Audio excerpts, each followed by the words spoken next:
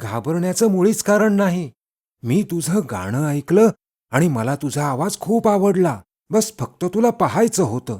आवाजासारखीच तूही सुंदर आहेस. रपंजलला राजकुमारचे बोलणे आवडू लागले आणि तिची भीती सुद्धा गायब झाली. काही काळ सगळे सुरळीत चालत होते आणि चेटकिणीला या सगळ्याची कल्पना देखील नव्हती. एक दिवस राजकुमारने रपंजलला लग्नासाठी विचारलं. रपंजलने आनंदित होऊन होकार दिला.